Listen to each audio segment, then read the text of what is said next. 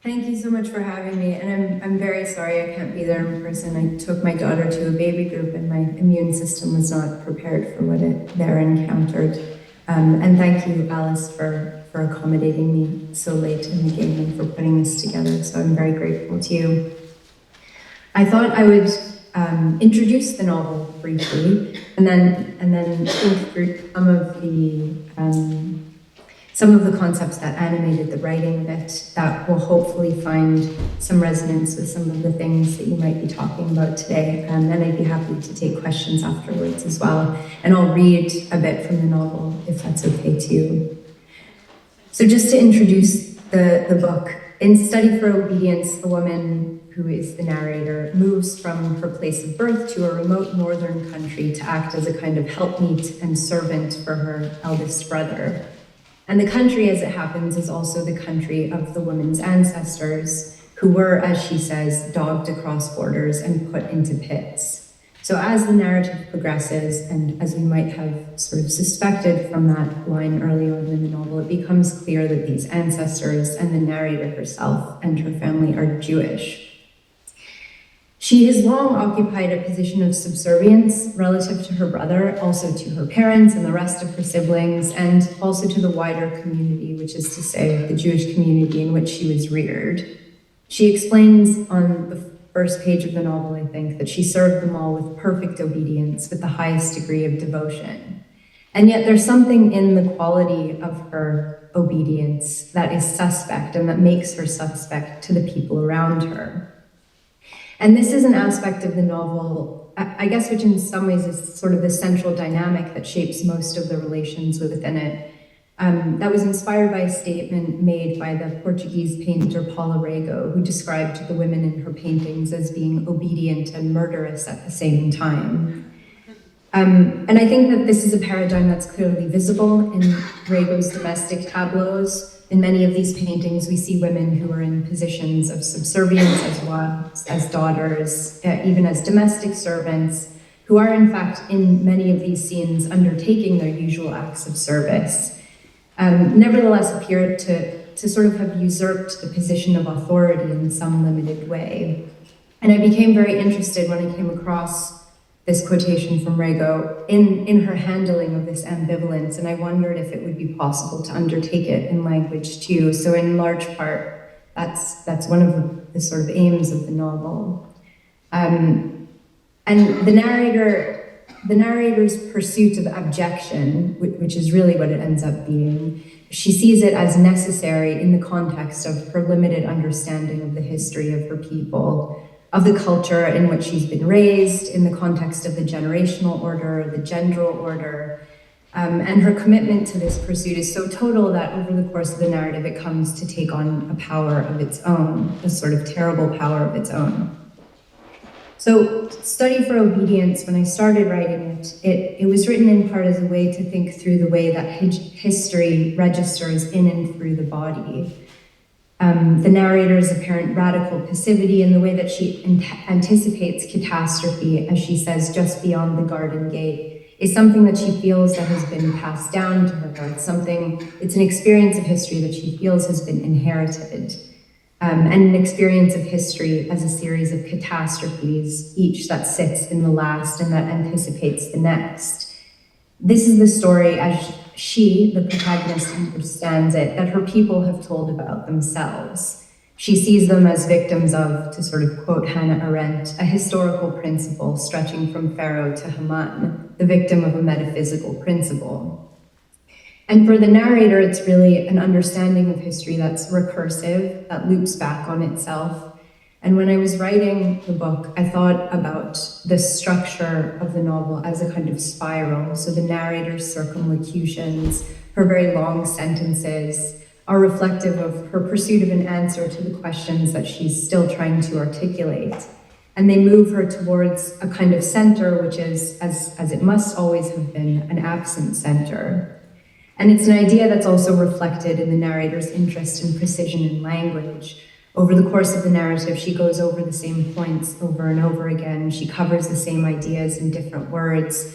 There's repetition with and without variation, repetition with different kinds of elisions. And she does this all in an effort to make herself clear, to try to explain the problems of complicity, of power, of displacement in their totality, as though such a thing were possible, which, as it turns out, it's not. And in fact, this commitment to precision ends up creating a kind of ambiguity in the narrative. This is reflected also in how I thought about temporality in the book. The novel's set in the present day, but I also wanted it to feel out of time in a way. Excuse me. There are different kinds of temporality in the book. She follows the cycle of the seasons, the cycle of history, all of which lives in the present tense of the narrator's experience. And in the novel, the past doesn't just sit alongside the present, it is present in a very real way too. It structures the relations between the narrator and her brother, between the narrator and the townspeople. And so the way that the narrator tells her story in a formal, perhaps somewhat old-fashioned register rubs up against the details of the technology that also subtly shapes the world around her. So she's using earpods, Microsoft Teams, and Twitter. And I wanted that to create a kind of friction. Excuse me. And that's because more broadly, I was interested in showing how the conditions of the present and the past weigh on this character in a particular way, and weigh on her body and her way of being in the world in a particular way. But I also wanted to explore how these conditions are also not totally exclusive to her and her forebears. And this is something that she comes to understand towards the end of the novel when she situates her grief and this is a quote from the novel, on a scale of time that was longer than a lifetime, wider than a country, vaster than the history, vaster than the story of the exile of a single people. So here she's sort of getting at how Jewish history did not begin with the Shoah, just as the conditions already existed and continue to exist that enable people, unfortunately, to do horrible things to one another. And the Shoah has terribly what Pankaj Mishra describes as a universal salience and finds a parallel in the ongoing histories of colonization. So part of the reason I'm sort of introducing this idea is that many people have asked why the narrator finds herself in a place that isn't named, why I chose to make that decision, why the narrator doesn't articulate the specifics of the atrocities committed against her ancestors. And this is something I've sort of grappled with in answering questions about the novel, because I both understand very much and also find it quite difficult to understand the focus on such matters in the context of discussing a novel, I suppose. So on the one hand, I understand that as readers, we're sort of trained to orient ourselves in text in particular ways, to look for particular signposts, place names, character names, of course, being some of the more common ones. And that sometimes we also look to novels to see ourselves reflected.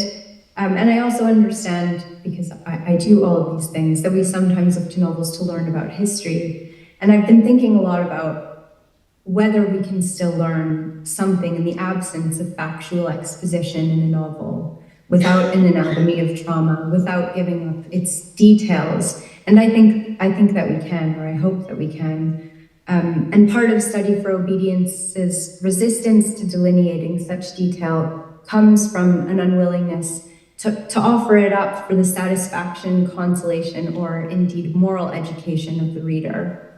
And these are some things that I've been thinking about and I'm still trying to articulate, but over the summer, I read Dara Horn's book, People Love Dead Jews, and in it she describes an encounter she had as a child with two non-Jewish girls. And she writes that they had learned about Jews mainly because people had killed Jews. Like most people in the world, they had only encountered dead Jews, people whose sole attribute was that they had been murdered, and whose murder served a clear purpose, which was to teach us something.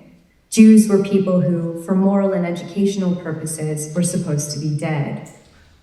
So I've discussed elsewhere in a kind of different context that I'm not really interested in the novel or using the novel as a didactic or moralizing tool in any straightforward way. And that's because I feel that the politics of a novel aren't necessarily coterminous with the narrator's or any other character's attitudes or views. So sometimes the politics of a novel emerge partially with or against these characters, but usually I think they come out in a much more complex relation through a novel's representation of contradictory impulses, imperfections.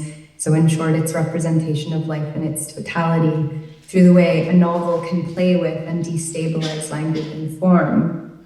And in Study for Obedience, I paraphrase Barbara Guest from her sort of poet's novels, Speaking Air, where she writes something like, reading is not the equivalent of explanation. And more recently, the poet Anne Boyer has written that she's interested in poetry as a vehicle of social antagonism.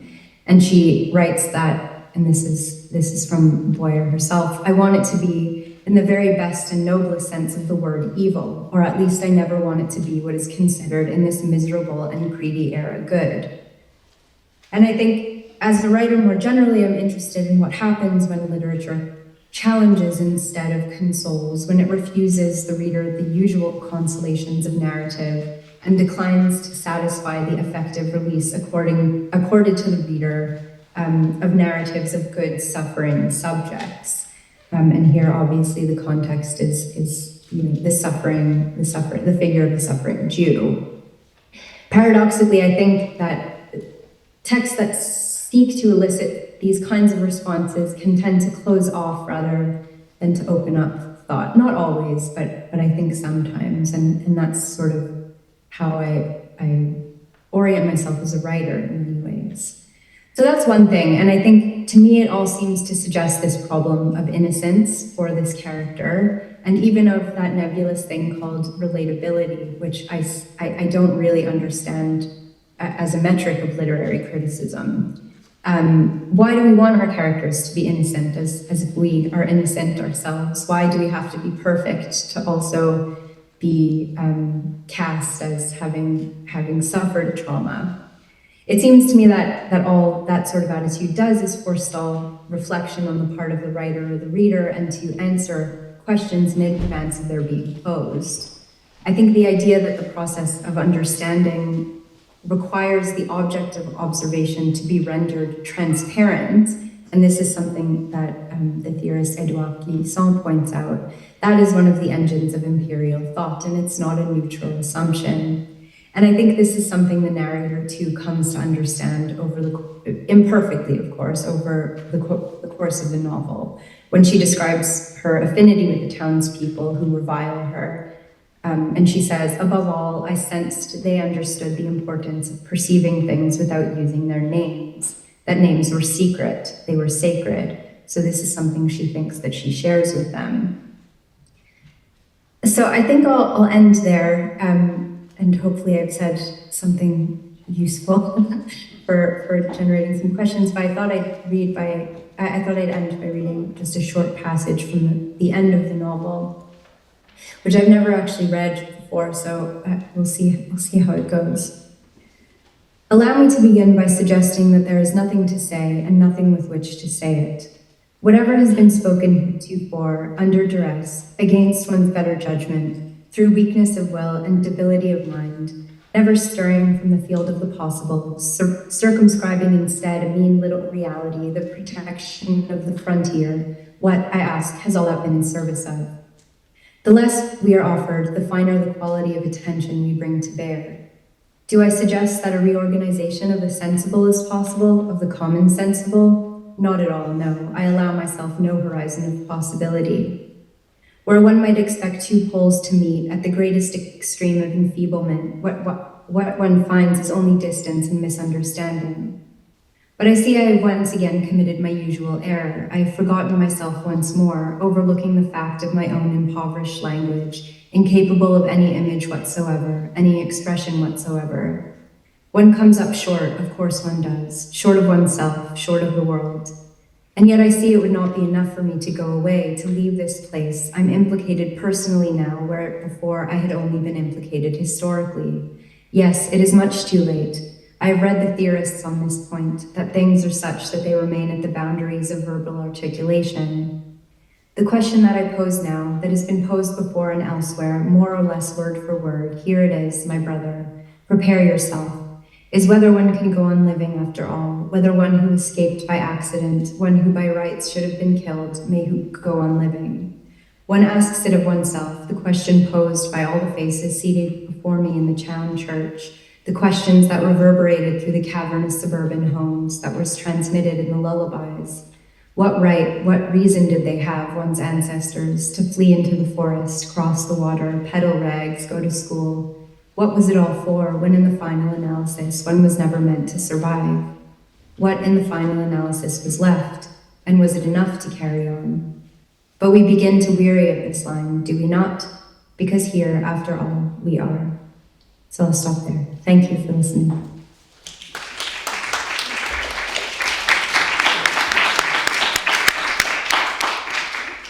Thank you so much, Sarah. So I'm going to speak from behind the podium.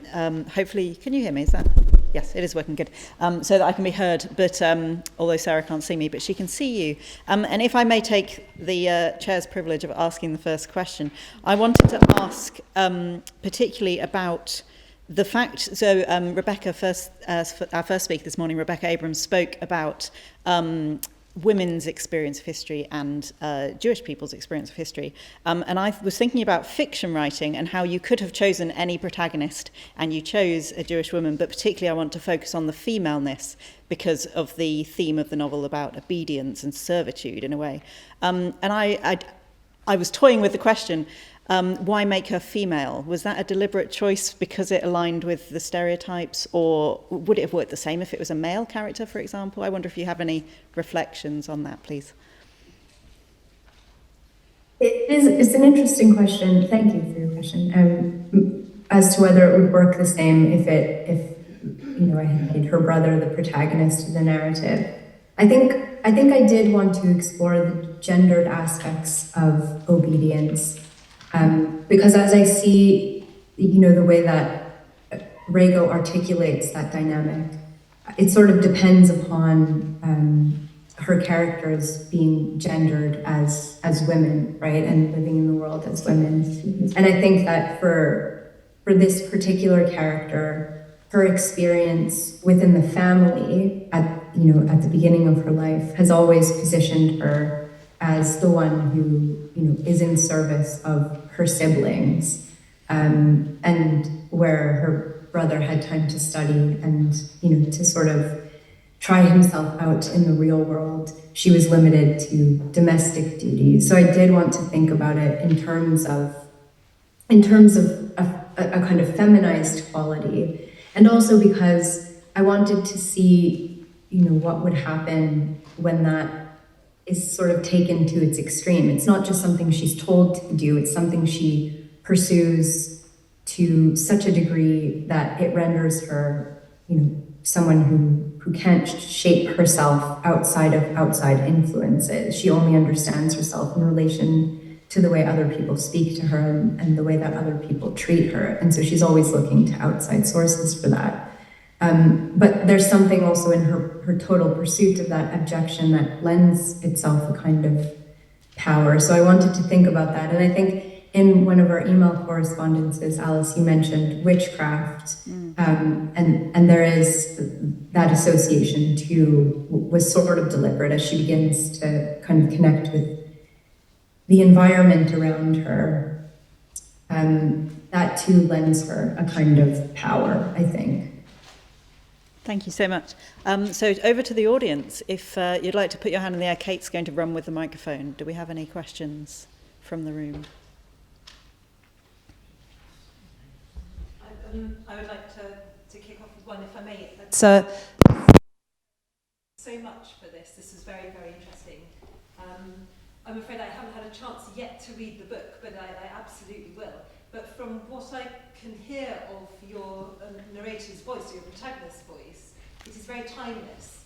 And as you mentioned, you do situate her in the 21st century with social media and devices. But how important is it to you that you have these resonances going back through centuries in the way in which she talks and thinks? I couldn't quite hear the last sentence of the question. Sorry, yeah. I was wondering if you could talk more about the timelessness of her voice. how important that is to you. Thank you for your question. It was very important to me, partially because of what I sort of alluded to in what I was speaking about before, which is a kind of disorientation that I wanted to create. I had this experience when I started reading Thomas Bernhard's novels. I thought, they were set in the 19th century or had been written then, and I was shocked to discover that they were written in the 1980s, most of them. And that's something that I found very interesting. So I think there are a couple of reasons for this. There's something about the way she speaks and her commitment to precision that reflects her discomfort with the language that she's speaking, almost as if she's speaking a second language when she's in fact speaking, the language that she was first taught. So I think that I wanted to explore the sense of that there is a kind of sense of separation between the language that she's expressing herself in and herself, that there's a kind of dissonance there. And so this formal register sometimes sounds as if she's speaking very precisely in translation, as if she's translating her thoughts from, maybe a different language. So I was interested in thinking of it that way. I think also having the sound of that language rub up against the technologies of the 21st century, I wanted, I guess this is repeating what I said in the first instance, but I wanted to create that sense of disorientation. And because I work primarily through the sound of language or the sound of a speaker's voice, that was actually how I started. And that dissonance has always been really important to me. To not kind of give in to what might be expected, how a reader's supposed to kind of encounter this protagonist, that we expect her to be one way and she's kind of always turning away, and she's using language as a kind of blind for that as well. So it's a way of her not participating also. It constitutes a kind of refusal, I think. Does that answer your question? It does, yeah. Thank you. That's fascinating. Actually, that brings me back. So I read your book as an audiobook, so I actually had it narrated to me by you, which is wonderful. And I always like that when I get to hear the author's own voice, because that everything is being emphasised correctly and obviously pronounced correctly. That's not always relevant. But no, and I very much enjoyed it. And one of the things I did.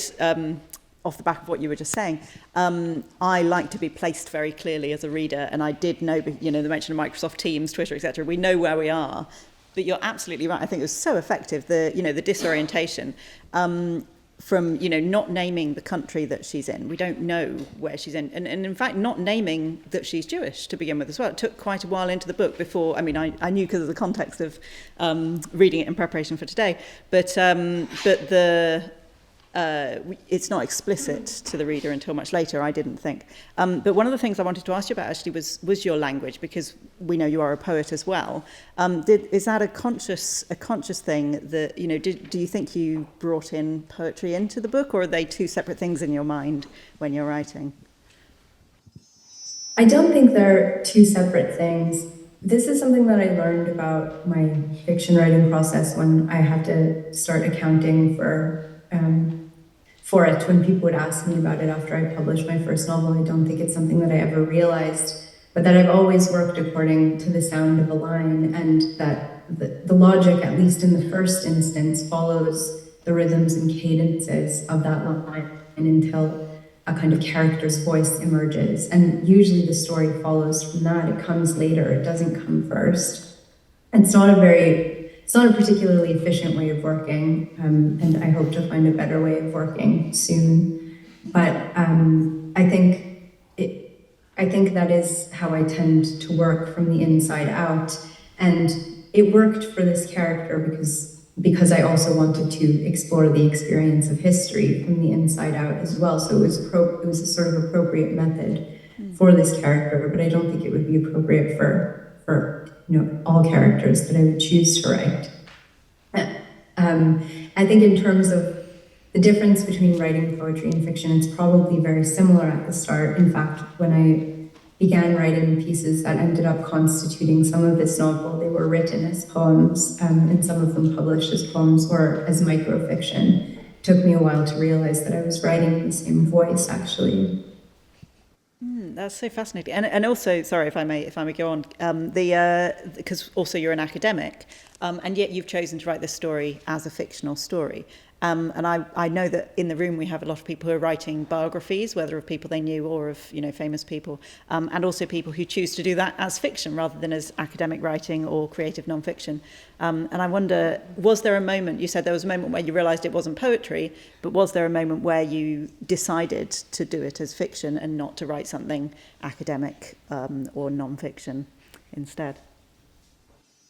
Yeah, I think what's interesting for me about this is that I really do learn and think through writing, but I learn and think through writing fiction. So a lot of the things that I am working out or have worked out in this novel have really helped to inform my critical thinking in ways that I really could not have anticipated before I wrote the novel.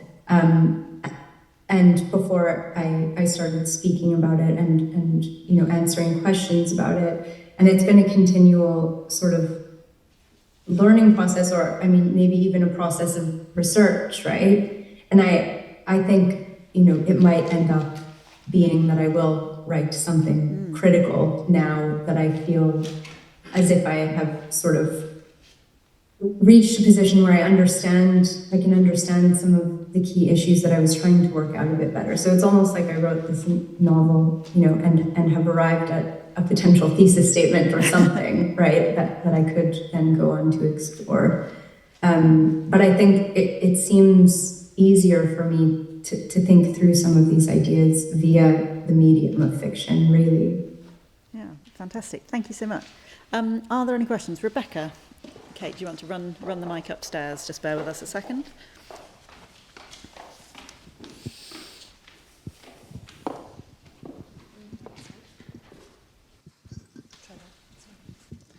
Thank you.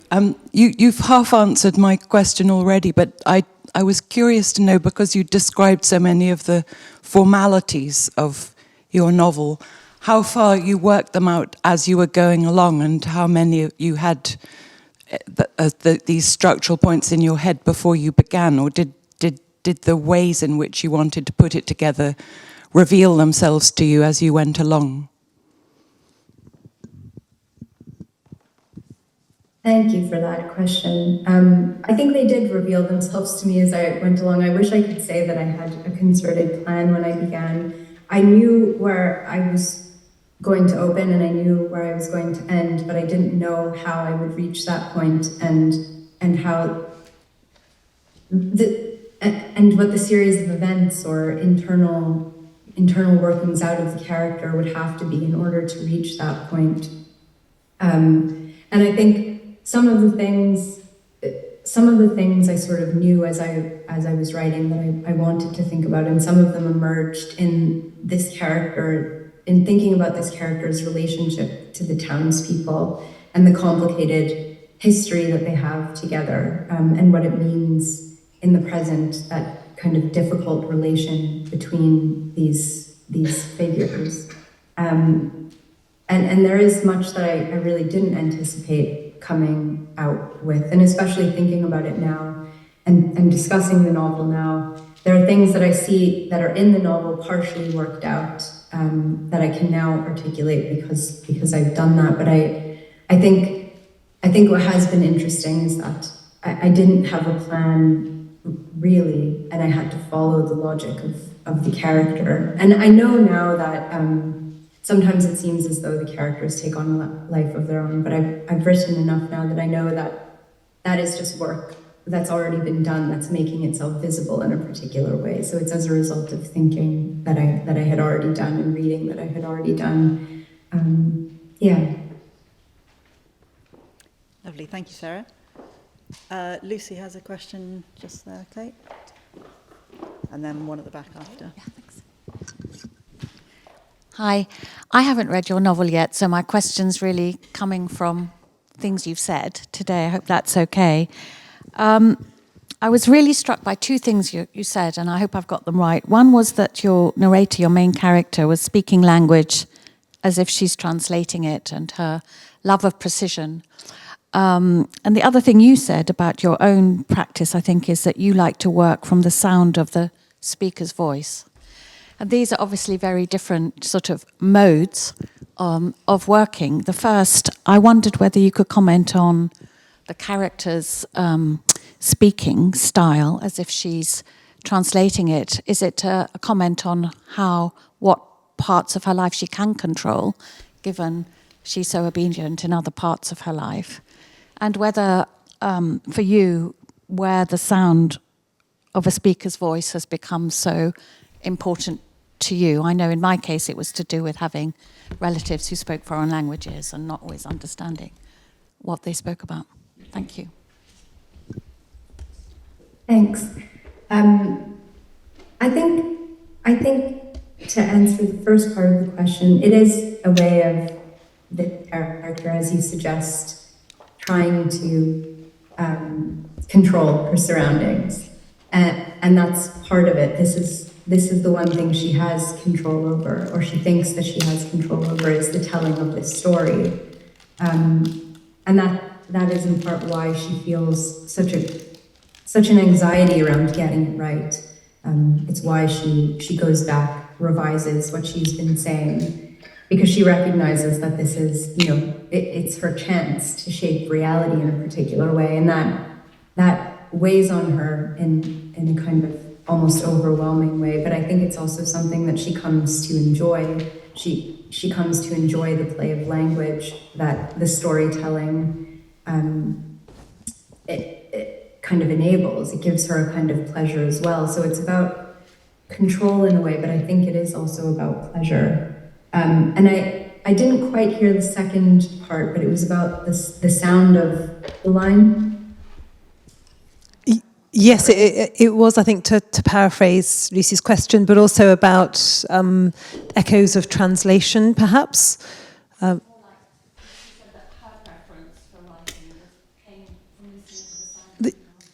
Your preference for writing came from the sound of listening to voices. Is that right? And Lucy was saying that in her own writing, her sense of the voice that she creates is informed by ancestors using different languages. So I suppose it's the weight of that inheritance, or whatever it is, that sort of helped you come to the decisions you made in order to create that voice.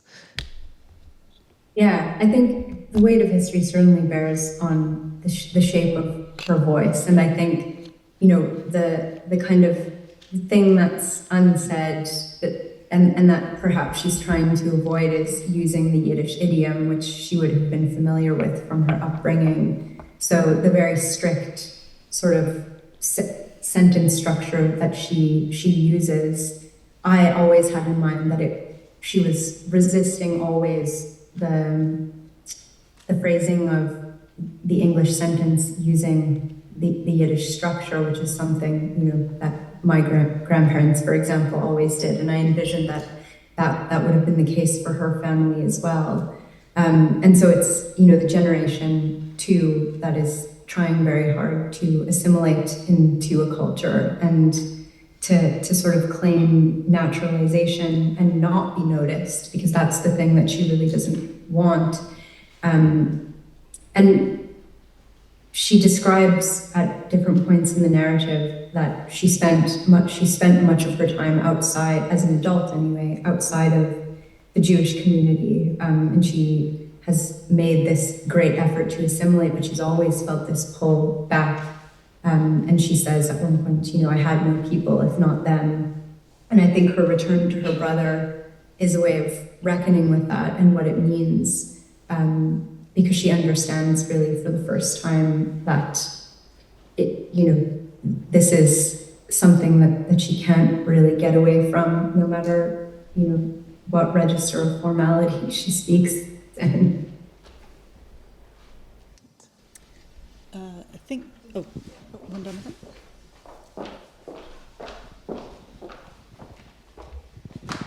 Thank you. I haven't read the novel either. Can you hear? Yes? No. Just hold it much closer to your mouth. Hold it closer. Oh, that's right. Thank you. So I'm afraid I haven't read the novel. But the passage that you read to us, was it the last passage in the novel? Was it? It's nearly the last yeah, passage in the it's novel. just I think a paragraph after that. Yeah. It struck me that it's sort of the last sentence was, because we are the way we are, or something like this. I think it's here after all. We are here after all we are, yes. So I wondered about the relationship of your protagonist to what went on before, her relationship with history. Is she saying we are what we are, therefore I don't have to have the burden, don't have to feel the burden of history behind me. I'm going to create my own future. Is she a rebel? And then the title of the obedience, a study on obedience. Is she going to be obedient? Is she going to be a rebel? I just wondered. So, thank you. It's a very good question, and I think it's probably the question that remains open at the end of the novel. So she seems to, throughout the novel, she expresses an anxiety of not being able to connect with the townspeople or be legible to them in the way that she'd like to be and in the way that her brother has made himself legible. And they in turn have become partially legible to him as well. She experiences herself eventually as a kind of spectral presence that is reminding the townspeople of their history that they don't want to be reminded of. And she doesn't know how else to be. She doesn't know, how she might change that dynamic. So at the end of the novel, after her various attempts to sort of work things out that have not been successful, she makes that statement, which is, I am here. And I think the last line of the novel comes from Ingeborg Bachmann's Melina, where she says, her narrator says, I'm claiming my right to live. So in spite of, the kind of historical weight, and in spite of the relations between herself and the townspeople who don't want her here, she's going to stay, and she's going to claim her right to live in this place. And it's not clear what that's going to mean for her or for them. It's certainly not clear whether that's a positive outcome for anyone, but nevertheless, she's making that claim. Thank you. I think we've got time for one more, if there is one in the room.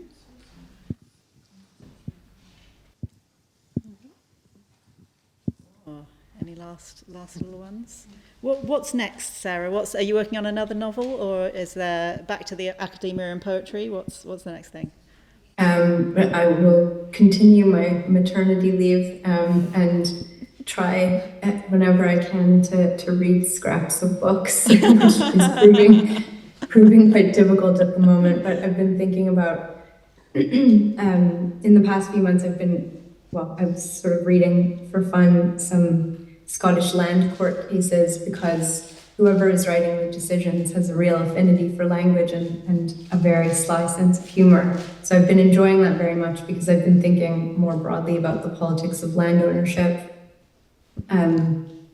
And I think that will probably form the node of the next project, but I don't quite have the shape of it yet.